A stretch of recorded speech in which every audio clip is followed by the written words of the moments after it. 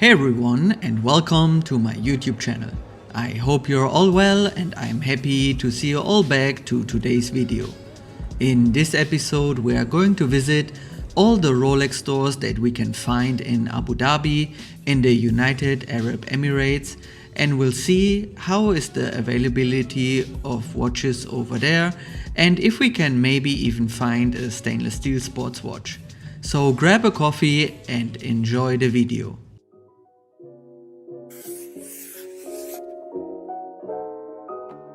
Usually the availability of watches is a bit better in Abu Dhabi than it is in Dubai, as the city is much smaller with less residents but an equal amount of authorized Rolex stores.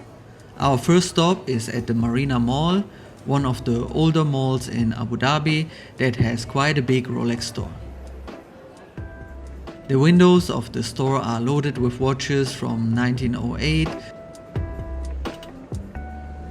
to skydwellers in all different metals on straps and bracelets,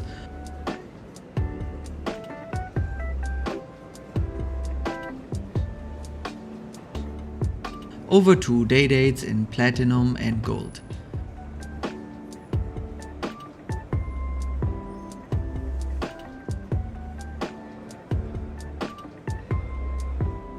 A Rolex Air King next to a Polar Explorer 2,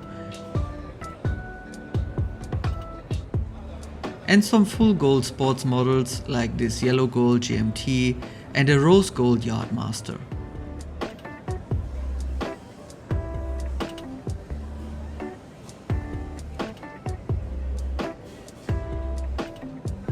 A full gold Submariner and a full gold Submariner Bluesy next to a full gold skydweller and a two-tone Submariner. Until here all watches are for display only.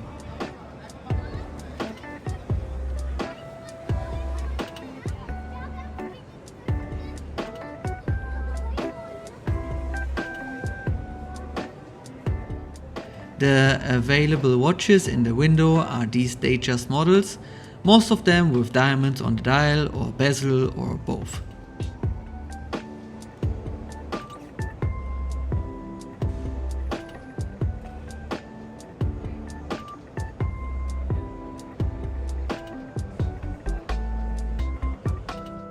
Inside the store we can find more available Datejust watches. The best version I could spot is this nice 36mm Jubilee bracelet, domed bezel and Wimbledon dial. The watch comes at around 15,000 US dollars. Besides this nice 36mm, a few 41mm were available, all in the less desirable combinations like Jubilee bracelet and smooth bezel or oyster bracelet and fluted bezel, and of course all of them in steel and gold. All the sports models were wishlist, including the two-tone versions. This two-tone bluesy Submariner is slowly growing on me and could be put on the wishlist. The waiting time would be around 12 months as per the store information. The blue sunburst dial looks really good with the blue ceramic bezel, and at the end of the day it is still a Submariner. So quite a special piece.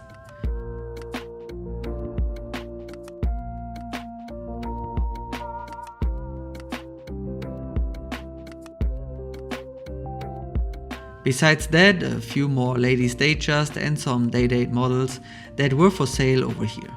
So in total, a rather disappointing experience with only one nice Datejust watch that I would consider buying for myself, and that was the Wimbledon dial. Moving on to the main Rolex store in Abu Dhabi, which is right in the center of the city, inside this old Arabic style mall.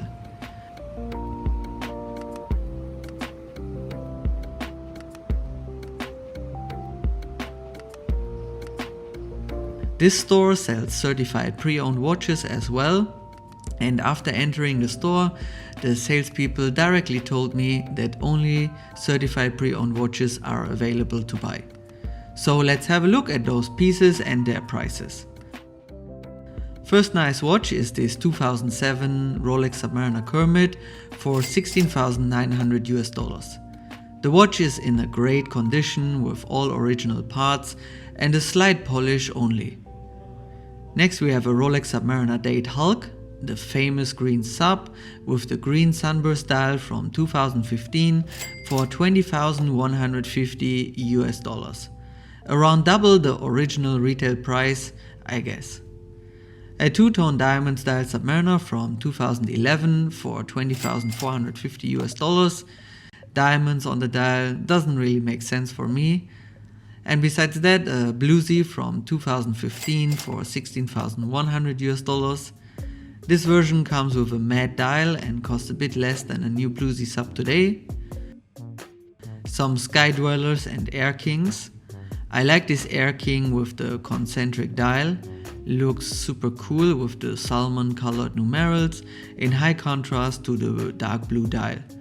The watch comes at $8,800 US here, which is slightly steep as you can find great examples with box and papers for around $6,800 US in the market. So a good 25% premium, and you won't get the original box and papers to the watch. It only comes with the CPO papers. Another cool watch is this vintage GMT Master 2 from 1997 with the Coke bezel for $15,800 US.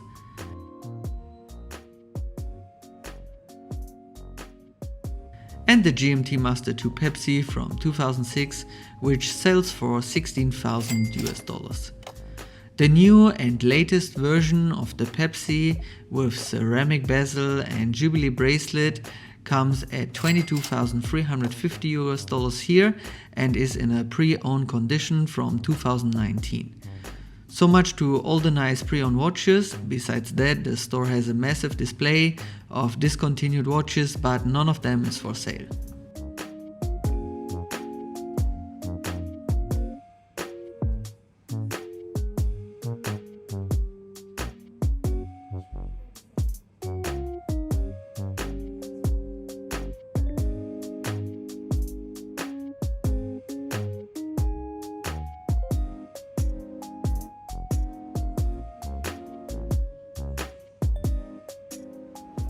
On our way now to the next Rolex store, which is located inside the Galleria Mall.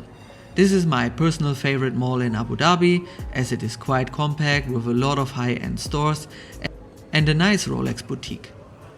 Again, all the watches in the window are not for sale, but they display quite a variety of sports models from two-tone to full gold.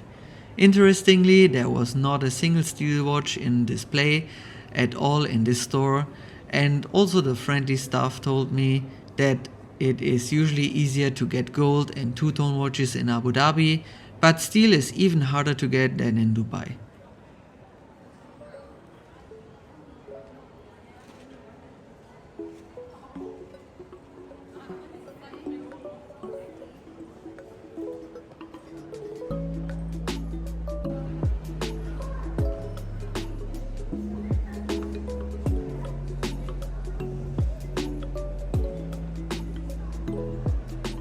In the inside, the store was pretty empty with just a few two-tone Datejust models for sale.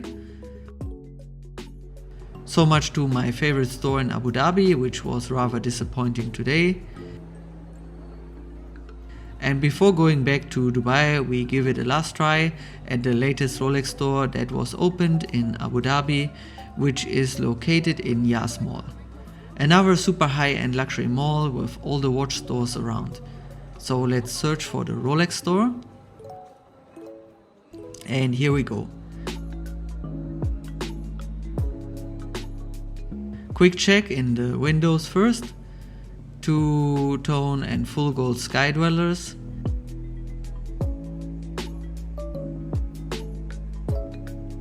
Day dates in white gold with blue dials.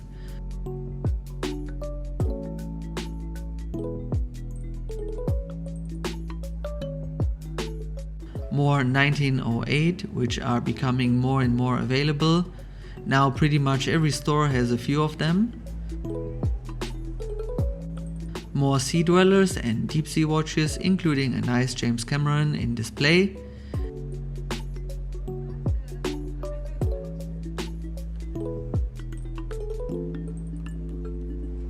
And more Submariners in full gold and two-tone.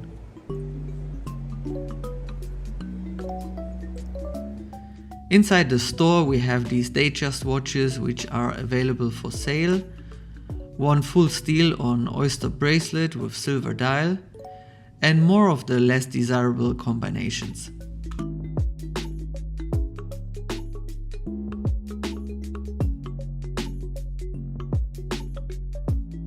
Trying the 40mm Rolex Explorer.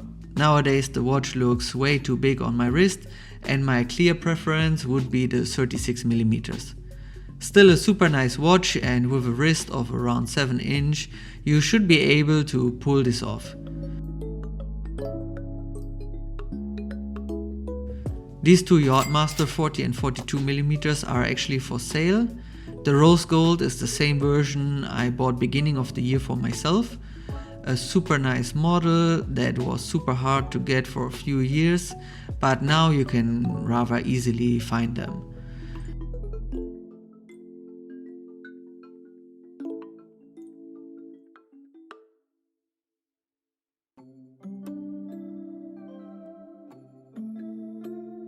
Giving the 1908 another try, the combination I would choose: yellow gold with white dial, a nice watch which is just a bit large for a dress piece. I think I made the right choice going with the Calatrava over this 1908.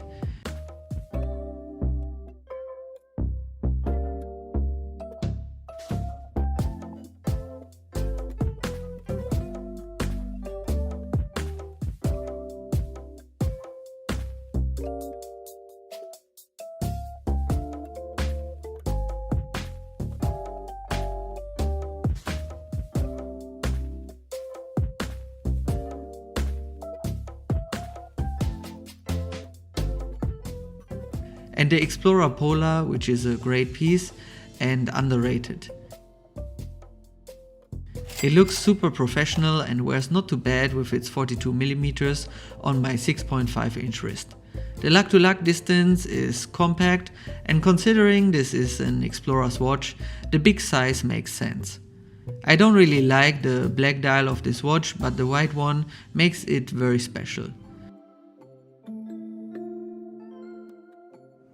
So overall, also in this store, only a very few Datejust watches for sale, but at least there was one full steel version in case you're looking for that. And from all the 4 Rolex stores we visited today, the best watch we could find for the retail price, at least in my personal opinion, and one that I would personally consider, was the two-tone Datejust with the Wimbledon dial. So as said, overall a pretty disappointing Rolex hunt for half a day, but unfortunately that is the situation right now.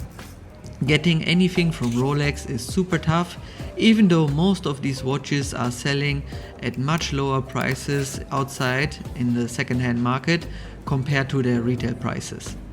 And with that, we are at the end of the video. Let me know in the comments down below which was your favorite watch from today's watch hunt.